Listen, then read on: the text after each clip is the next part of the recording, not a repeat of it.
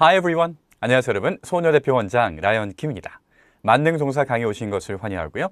자, 이 강의는 왕초보 과정을 끝낸 다음에 기초에 넘어가기 직전에 여러분들에게 약간 좀 이 동사 활용에 대해서 약간 좀 지식을 알려드리고 그 다음에 앞으로 영어를 배우다 보면은 이 꼭 틀에 박혀 있는 경우보다는 약간 유연한 영어적인 사고를 해야 될 경우가 많이 있습니다. 그래서 이런 영어적인 사고방식을 키우는 것을 좀 함께 해드리려고 준비된 강의입니다. 일단은 그 기초 지식을 좀 드리자면요. 실제 원어민들은 이 말을 할 때 일상생활의 대부분을 2,500개 정도의 단어로 말을 합니다. 2,500개 뭐 많다라고 느껴질 수도 있는데 우리가 중학교 때 배우는 단어 숫자가 2,500개는 그냥 넘어갑니다.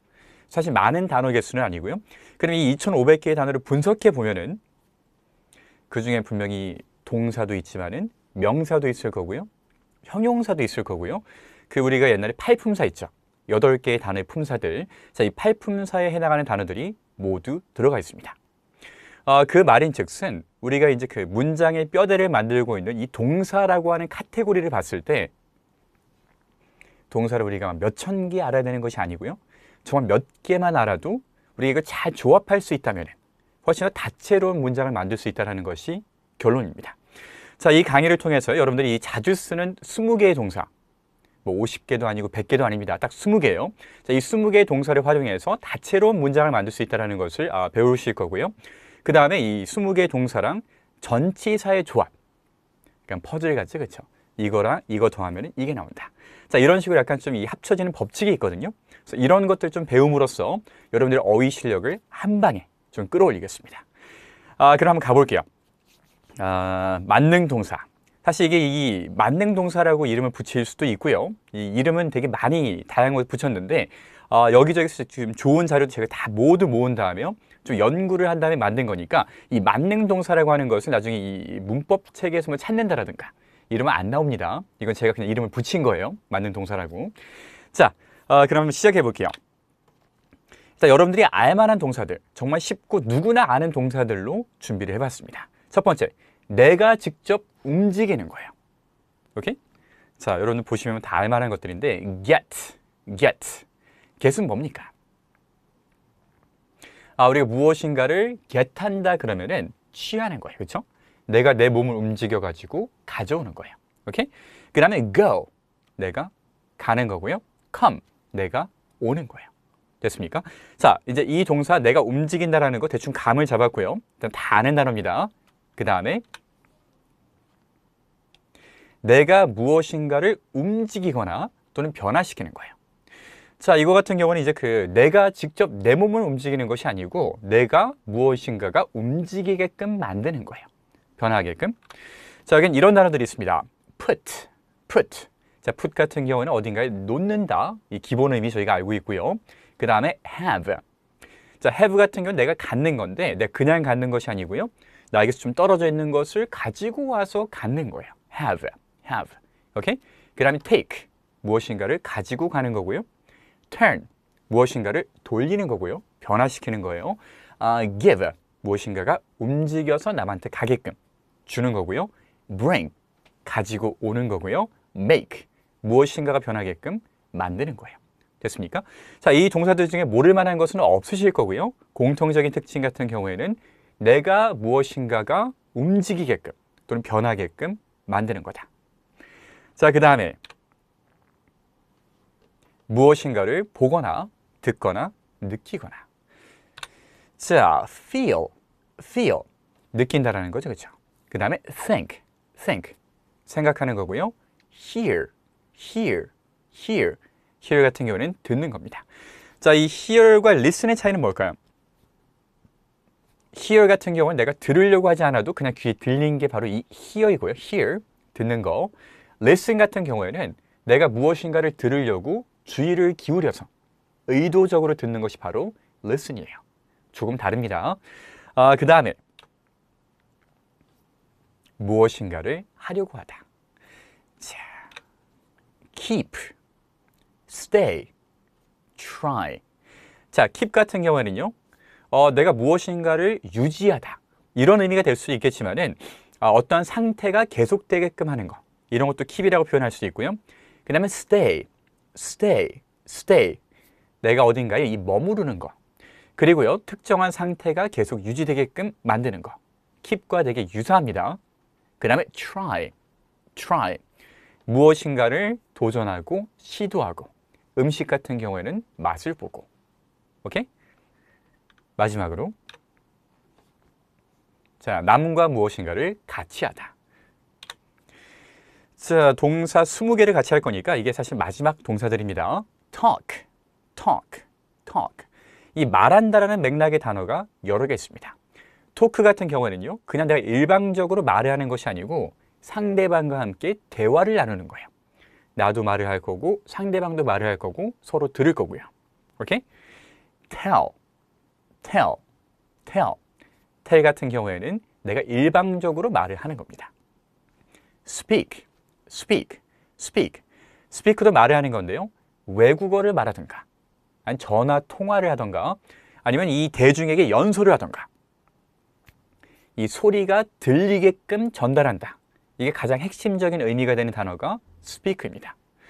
마지막으로요. meet는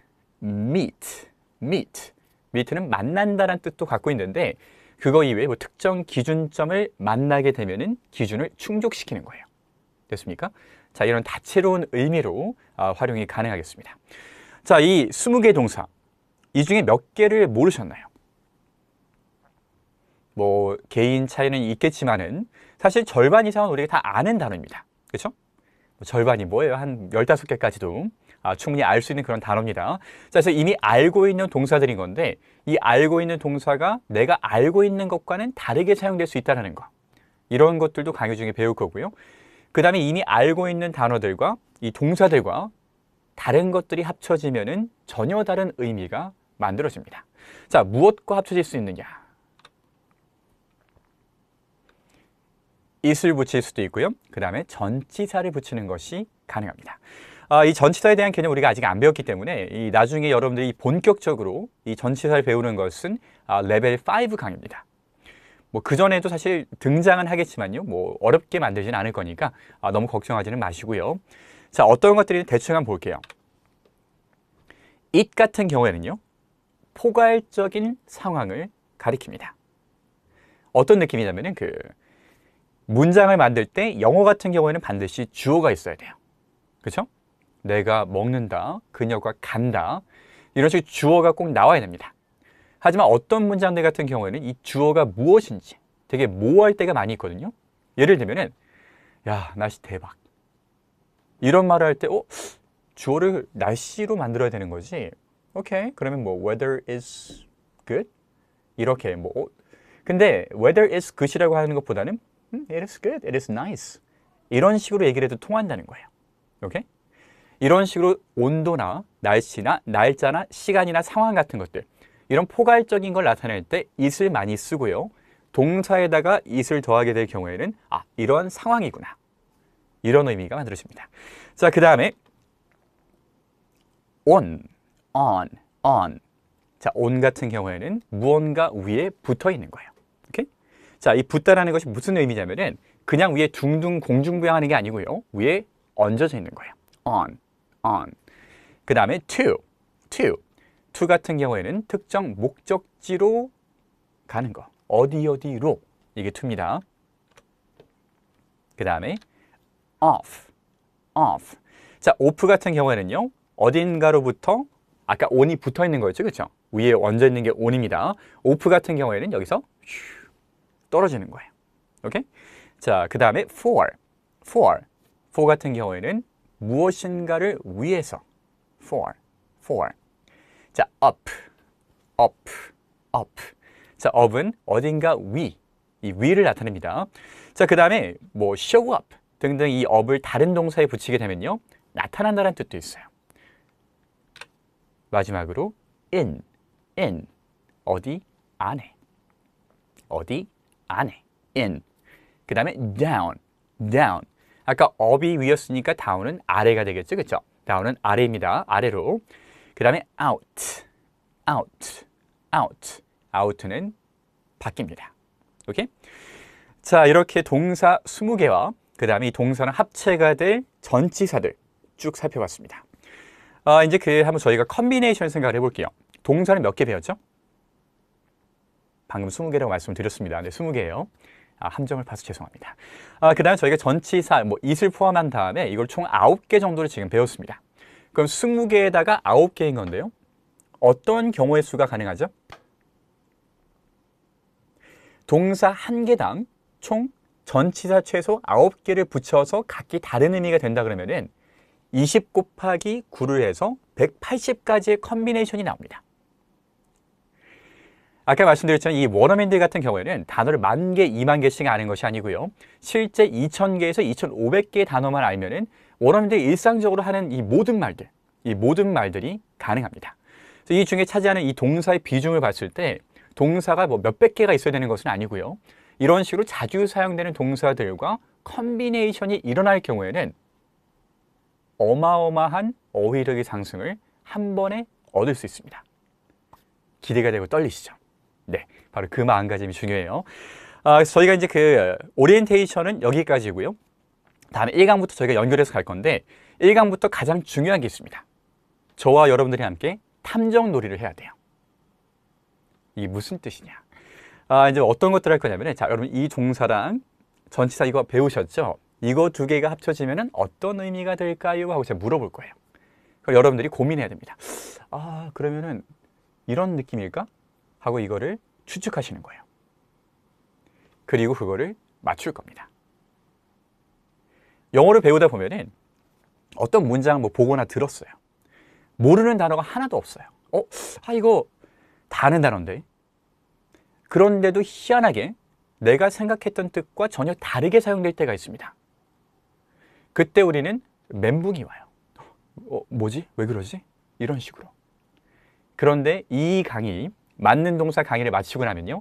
여러분들에게 유연한 사고방식이 생깁니다.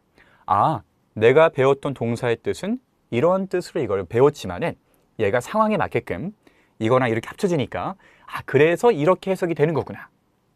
이렇게 영어적인 사고력이 생겨나는 거예요. 좋지 않습니까? 자, 이런 식으로 여러분들이 이 동사를 활용할 수 있게끔, 그 다음에 영어적인 사고를 키울 수 있게끔 도와드리는 강의, 만능 동사 강의이고요. 전 다음 강의 1강에서 여러분들 찾아뵙겠습니다. See you next class. Bye bye.